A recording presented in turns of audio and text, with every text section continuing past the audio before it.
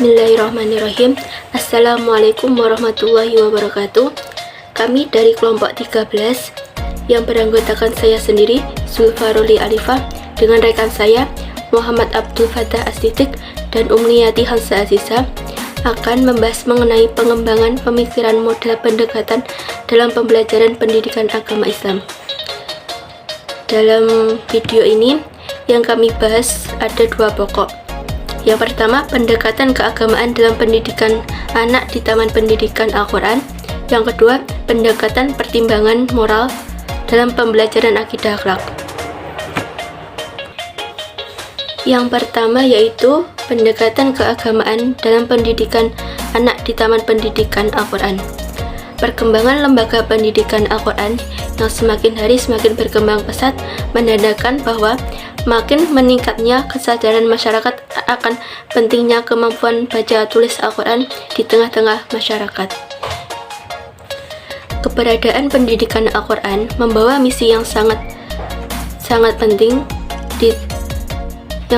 berdasar terkait dengan pentingnya memperkenalkan dan menanamkan nilai-nilai Al-Quran sejak usia dini.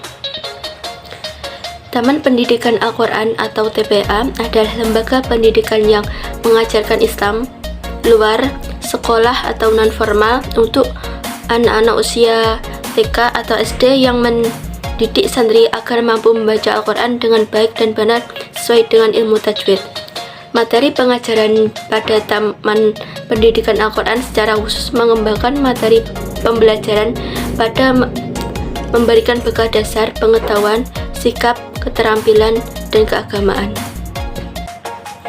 Secara umum, didirikannya TPA ini memiliki tujuan yang pertama yaitu menyiapkan anak didik agar menjadi generasi muslim yang Qurani.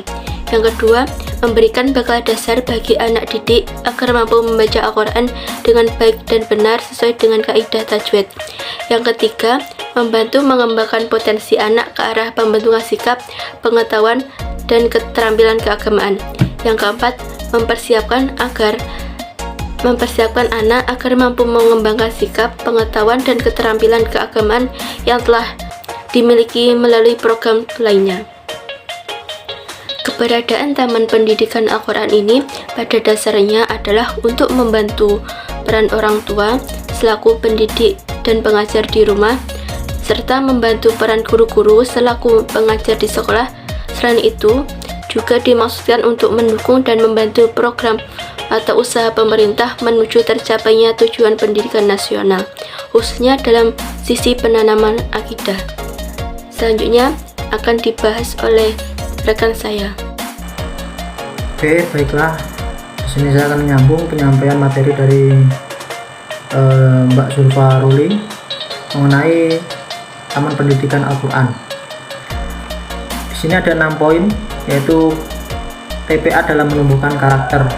Itu ada 6 poin, diantaranya yaitu yang pertama, membantu santri mengagumi dan mencintai Al-Quran sebagai bacaan yang istimewa, membimbing santri membaca Al-Quran dengan baik dan benar, membina santri menguasai hafalan sejumlah surat pendek atau ayat pilihan dan doa untuk sehari-hari, mengajarkan sholat 5 waktu dengan tata cara yang benar, mengarahkan berakhlak sosial yang baik sesuai dengan tuntunan Islam, membantu santri menulis huruf Arab dengan baik dan benar.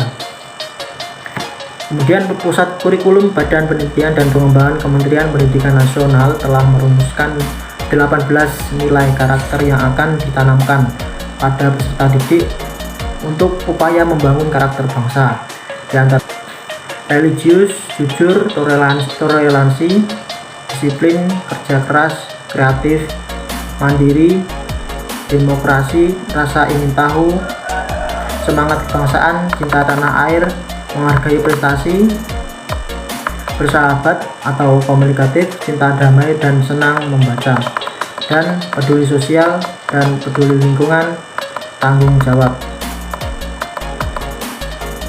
Kemudian dalam TPA sendiri memiliki kegiatan-kegiatan yang bertujuan untuk memberikan manfaat baik dari segi pengetahuan maupun keterampilan peserta didik ataupun santri. Di antaranya adalah belajar membaca Al-Quran, mempelajari ilmu hadis, mempelajari dasar-dasar akidah Islam, belajar sholat, belajar sejarah Islam, didikan subuh di pagi hari, pesantren Ramadan, dan musabaqah tilawatil Quran atau MTQ. Sekian pembahasan dari saya, akan dilanjutkan oleh teman saya Mbak Umniyati Hansa Azizah. Terima kasih.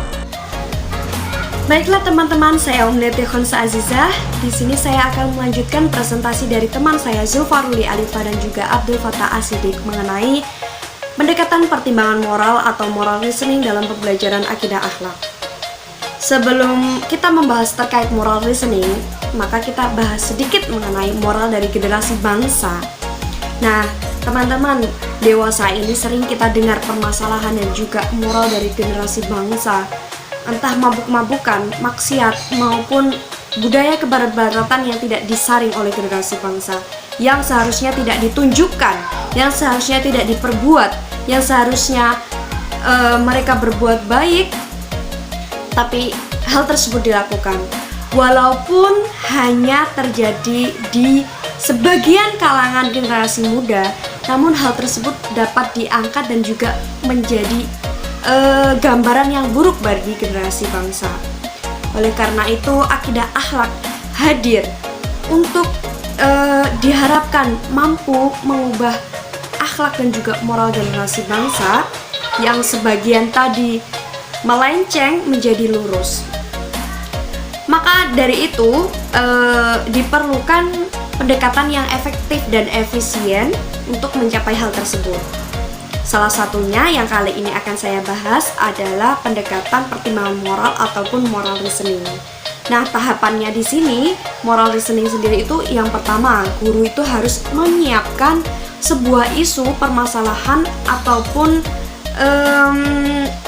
dilema terkait akidah akhlak yang nantinya akan menjadi bahan diskusi dari siswa tersebut. Yang kedua, siswa itu nanti dibagi menjadi beberapa kelompok untuk menjadi kelompok diskusi. Nah, selanjutnya guru memberikan permasalahan, isu ataupun dilema yang tadi sudah disiapkan kepada masing-masing kelompok diskusi tersebut.